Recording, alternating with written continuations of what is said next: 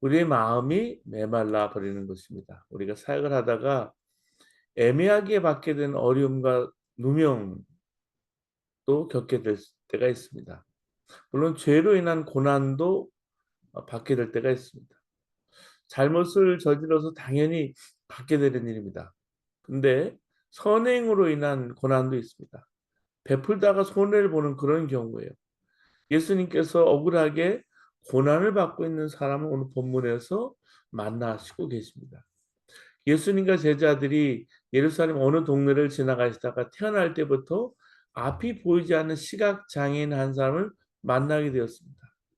그 사람을 보고 제자들이 대뜸 예수님께 물었어요. 오늘 2절 말씀 보시면 라비여 이 사람이 맹인으로 난 것이 누구의 죄로 인함이니까 자기니까 그의 부모이니까. 여러분 제자들이 이 질문에 대해서 했던 질문이 어떤 느낌으로 오시는지 정말 누구 죄 때문일까? 답을 한번 생각하시기 전에 제자들의 마음을 먼저 보시기 바랍니다. 메마를 대로 메마른 마음이에요. 그들에게는 그 시각장애인의 고통은 관심이 없습니다. 오직 호기심거리일 뿐이에요. 자기들의 말을 듣는 그 사람이 어떤 마음의 상처를 받게 될지 아무 상관이 없습니다. 제자의 질문을 묵상하면 울게 됩니다. 왜 우리는 이렇게 사는 것일까요? 순천 나눔의 동산에 여러분 가족들 한번 생각해 보세요. 순천 나눔 동산에 함께 사는 그런 가족들은 날 때부터 발달 장애가 되거나 또 고아이거나 지적 장애를 가진 분들이 대부분이에요. 때로 부모에게 때론 버려진 어린이, 여성, 노인들이 함께 모여서 가족이 되기도 합니다. 근데 왜 이렇게 살게 된 것일까요? 우리들도 다른 사람의 고통에 대해서 그저 호기심만 가지고 별 생각 없이 함부로 말할 때가 많죠. 예수님의 제자들의 마음의 상태가 그래서 무서운 거예요. 어떤 사람의 어려운 일을 보고 불행한 일을 보면 우리는 그 사람의 속 사정과 마음의 깊이를 전혀 헤아리지 못하고 그저 쉽게 말을 해버려요. 그 사람이 그 말을 들을 때 얼마나 마음에 더 큰 상처가 될 것조차 생각을 하지 않는 우리 자신을 봅니다. 어느 부인이 눈주위가 시퍼렇게 멍이 들어서 교회를 왔다면 여러분은 어떻게 보시겠어요? 그분의 마음을 헤아릴까요? 아니면 호기심이 발동할까요? 옆 사람에게 저 사람 부부싸움 했나 봐. 남편이 때렸나 봐. 말로 하지 왜 때려? 말은 동정을 하는 척하지만 사실은 호기심이죠. 그 사람이 들으면 예배도 못 드리고 나가지 않을까? 근데 제자들과 예수님은 다르셨어요. 부모의 죄도 아니고 자기의 죄도 아니고 이 사람을 통해서 하나님께서 하시고자 하신 일이 있다라고 말씀하셨습니다. 시각장애인이 듣고 얼마나 위로가 되었을까요? 누구 죄 때문이 아니야. 예수님은 무서운 죄책감에 들려있는 그 마음, 그 삶의 깊은 좌절에 빠져있는 그 마음을 부드럽게 만지신 거예요.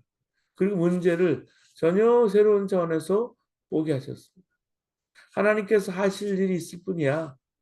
오늘 여러분 생명의 삶 본문 묵상의 첫 나눔절을 보니까요.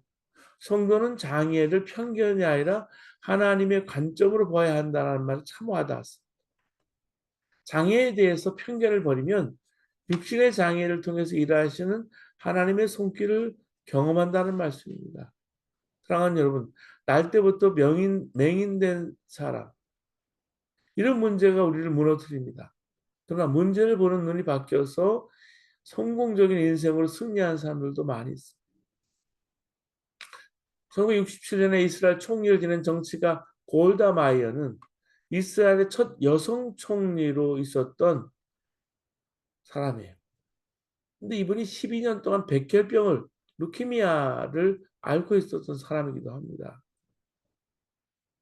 근데 이 골다 마이어가 자서전에 이렇게 말해요. 하나님, 내 생명 다할 때까지 나라를 위해서 내 맡은 직분에 충성하게 하옵소서. 늘 이렇게 기도한 거예요. 그러면서 총리 사명을 다한 겁니다. 그리고 골다 마이어는 대학 졸업시에서 또 이렇게 말해요. 나는 내 얼굴이 못생긴 것을 참으로 다행하게 생각하고 하나님께 감사한다. 다른 사람보다 못생겼기 때문에 나는 다른 사람보다 열심히 공부했고 하나님 앞에 열심히 기도했다. 이렇게 말했어요. 예수님은 지금 우리의 상하고 지치고 좌절한 마음을 부드럽게 만지시고 있는 거예요. 그럼 주님과 같이 내 마음 만지시는 분은 없네. 찬양하죠. 주님이 뭐라고 하십니까? 왜? 하지 마. 이 일을 통해서 하나님께서 뭘 하시려는 것일까? 그걸 생각해 봐. 예수님께서는 때가 아직 낮음에 나를 보내신 이의 일을 우리가 하여야 하리라. 밤이 오리니 그때는 아무도 일할 수 없느니라 하셨어요. 아마도 이때가 해가 뉘엿뉘엿 지는 저녁 때쯤 되었던 것 같습니다. 그래서 예수님은 재촉하셨습니다. 지금 우리가 이렇게 논쟁하고 있을 때가 아니다. 우리가 해야 할 일은 이 사람을 통해서 행하시고자 하시는 하나님의 뜻을 이루어드리는 일이다. 어느새 어두워지고 있지 않니? 어두워지면 그때는 아무 일도 할 수 없단다. 이 말씀은 우리에게 과거의 실패나 불행만 생각하고 있을 시간이 없다는 것을 말씀하고 있습니다. 정말 아무것도 할 수 없을 때가 옵니다. 근데 지금은 아닌 거예요. 뭔가를 일을 할 수 있을 때. 그런데도 많은 사람들이 문제 앞에 신세타랑하고 후회하고 원망하고 삽니다. 예수님께서도 우리에게 똑같이 말씀하고 있습니다. 실패 때문에 내게 부딪혀 있는 문제 때문에 낙심해서 좌절해서 그리고 지난 날의 후회 때문에 우리의 마음을 내려놓고 있어요. 그럴 시간이 없다는.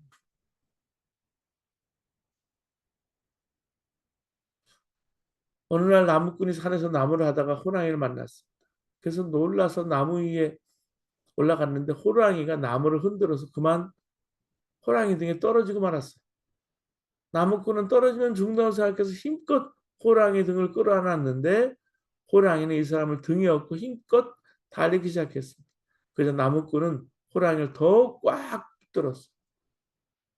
근데 한 농부가 무더운 여름 밭에서 일하다 이 광경을 보고 어떤 사람은 팔자가 좋아서 호랑이 등만 타고 다니는데 나는 죽도록 땅만 파고 사니 어디 살 맛이 나겠어? 탄식을 했다는 거예요. 많은 사람이요.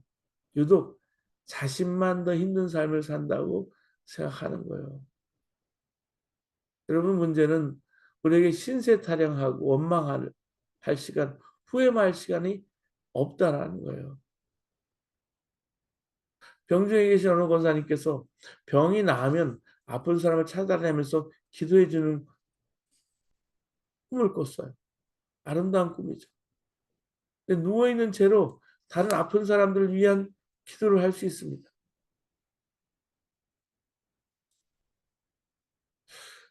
지난번에 한국에 방문했다가 가슴에 암이 생긴 우리 여자 권사님 한 분이 병문안을 꼭 와서 기도해 달라는 거예요. 그래서 서울대학병원에 가서 이제 병문안을 하는데 주위에 누워있는 사람이 3명이 더 있는 거예요. 이 사람이, 이 권사님이 누워 생각해 보니까 아픈 사람을 위한 기도가 더욱 간절해서 그 사람들을 위해서 기도해 달라는 거예요. 그래서 그 간 김에 4사람을 위해서 그 병사에서 뜨겁게 기도를 하고 그냥 심방이 부흥회가 됐던 적이 있습니다.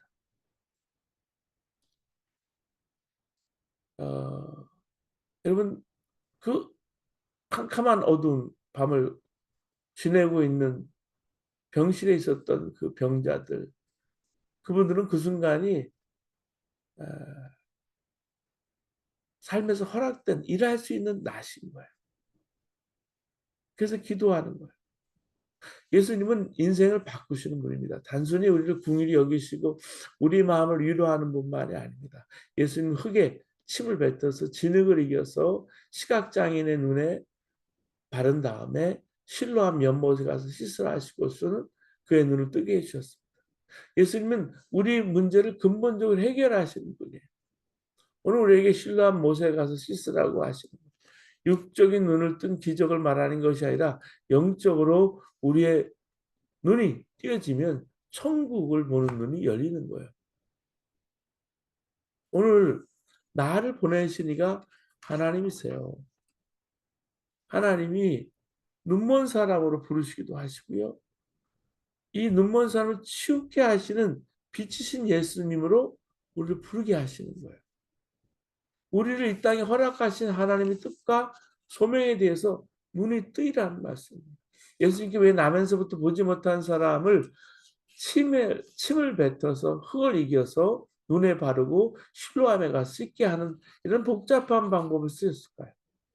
그냥 눈이 띄어질지어다 이렇게 기도하셔도 될 텐데 복잡한 방법을 쓰셨을까? 까닭이 있을 수 있어요.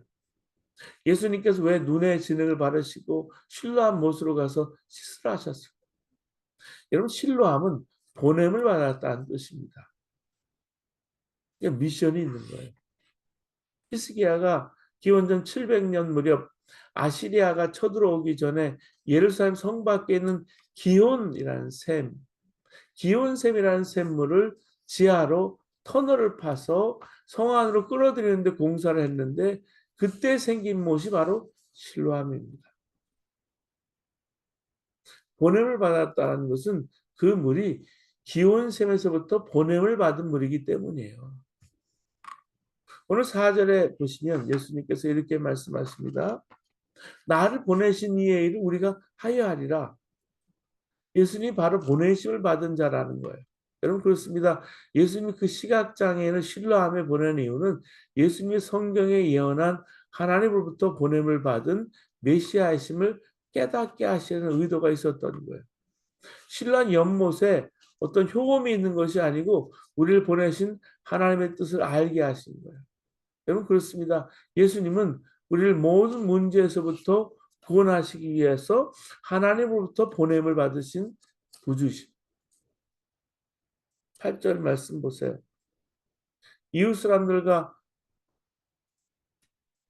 및 전에 저가 거리는 것을 보았던 사람들이 가로되 이는 앉아서 구걸하던 자가 아니냐.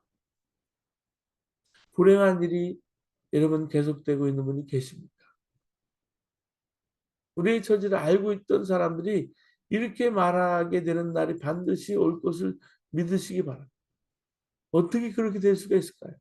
오늘 11절 말씀 보시기 바랍니다.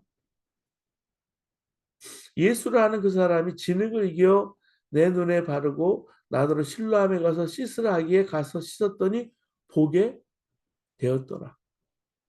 너무 단순합니다. 예수님께서 침으로 진흙을 이겨 눈에 바르시고는 실로암 못에 가서 씻으라 하셔서 말씀대로 실로암 못으로 갔어요. 그리고 씻었어요. 그랬더니 깨끗하게 나아져 버렸어요. 바로 이겁니다. 우리도 고백하기 원합니다. 이제는 염려도 원망도 좌절도 다 버리고 나의 생명, 나의 구주이신 예수님을 바라볼 것입니다. 예수님 말씀에만 귀를 기울일 것입니다. 예수님 말씀에 순종할 것입니다. 우리가 할 수 있는 모든 거예요. 그때 인생을 변화시키는 주님의 역사가 우리에게 일어나는. 여러분 그렇습니다. 모든 문제의 답은 예수님입니다. 예수님은 우리의 죄를 사하셨습니다. 이걸 믿으면 모든 인간관계가 다 풀립니다. 예수님은 우리 생명이 되셨습니다. 이걸 믿으면 모든 어려움이 다 해결됩니다. 꼭 눈이 뜨이지 않아도요. 눈이 뜨이는 것보다 더 큰 역사를 경험하게 됩니다. 제가 가까이 강영우 박사라는 분을 만날 기회가 있었습니다. 이분은 6.25가 끝나고 너무나 살기 어려울 때 시골에 살던 한 소년이 서울에 와서 중학교를 다녔는데 어느 날 친구들과 축구를 하다가 날아온 축구공에 눈이 다쳤어요. 근데 점점 시력을 잃어가더니 결국 두 눈이 다 실명하고 말았습니다. 그로 인해서 낙심하신 홀어머니가 돌아가셨습니다. 고2인 누나가 생활을 책임지고 고생하다가 과로로 죽었어요. 이루 말할 수 없는 불행이 이 소년에게 닥쳤어요. 그는 어려서부터 교회를 다녔기 때문에 몸부림치면서 하나님께 자신의 불행에 대해서 묻고 또 물었어요. 그때 이 소년에게 비처럼 다가온 성경 구절이 하나 있었어요. 고린도후서 12장 10절입니다. 내가 그리스도를 위하여 약한 것들과 능욕과 궁핍과 핍박과 혼란을 기뻐하노니 이는 내가 약할 그때에 곧 강함이니라. 그리고 바로 오늘 본문의 말씀이에요. 이 사람이나 그 부모가 죄를 범한 것이 아니라 그에게서 하나님의 하시는 일을 나타내고자 하십니다. 이 소년은 이 말씀을 자신의 불행에 대한 하나님의 답으로 붙잡았어요. 그때부터 그의 삶에 여러 가지가 달라졌어요. 이 소년이 나중에 정부 수립 50주년을 맞아서 자랑스러운 해외 동포 네 사람 중에 한 사람은 선정이 되기도 했어요. 그리고 강영욱 박사는 유엔 세계 장애인 위원회 부의장을 지냈고 미국 일리노이 대학 교수가 되었습니다. 한때 택시 기사가 승차 거부를 하고 버스 차장이 밀어내는 한국 현실이 원망스러워서 정말 그렇게 살았는데 오히려 나중에 그 실명에 감사한다고 했어요. 실명은 장애가 아니라 사명을 수행하는 도구라는 생각으로 바꿨습니다. 눈을 다치지 않았다라면 아내도 못 만났고 한국에서 배척받지 않았다면 이렇게 세계적으로 쓰이지도 못했을 거 아닙니까? 강영우 박사는 실명하기 전에 그렇게 공부 잘하는 학생이 아니었대요. 그런 학생이 공부를 더 잘하게 되는 게 정상일까요? 못하게 되는 게 정상일까요? 그런데 강영우 박사는 실명을 하고 공부를 더 잘하게 된 거예요. 연세대 문과대 전체 차석으로 졸업을 하고 미국에 유학을 와서 3년 8개월 만에 교육학 석사, 심리학 석사, 교육학 그 전공 철학 박사 학위를 받아서 한국 최초의 맹인 박사가 되었어요. 그 뒤에는 서근옥 여사라고 있었어요. 이 강영우 박사하고 서근옥 여사를 같이 만났는데 그들의 삶을 통해서 저는 보는 게 무엇인지 또 보는 사람을 돕는 게 무엇인지 알게 됐어요. 그 원동력이라는 책을 썼는데요.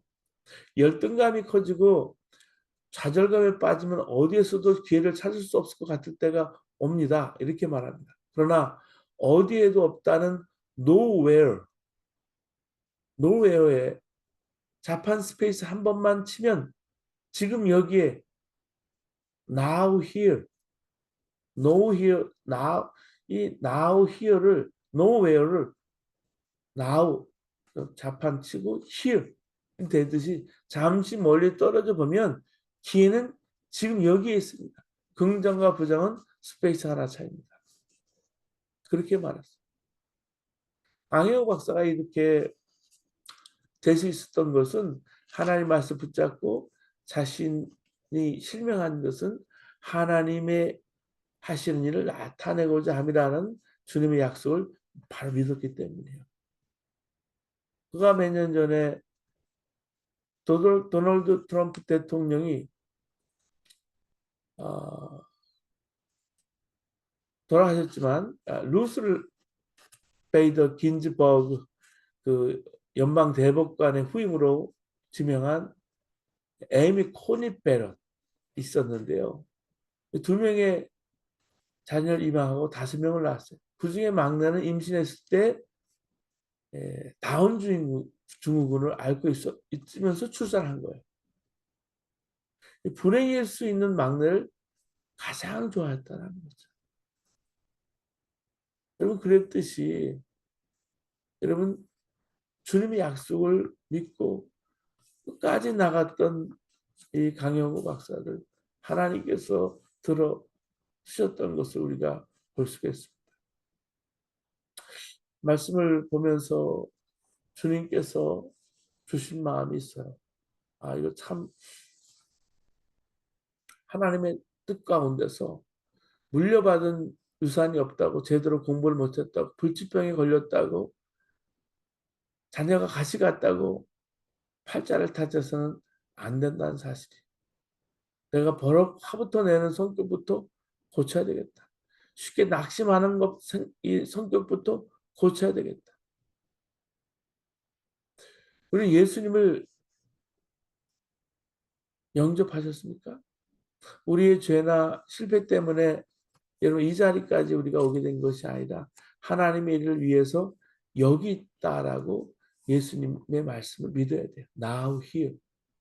하나님께서는 이 문제를 통해서 뭘 하시려고 하시는가. 이게 깨달아지면 그때 길이 보이고 뜻이 보이는 거예요. 예수님은 이 땅에 빛으로 오셨습니다.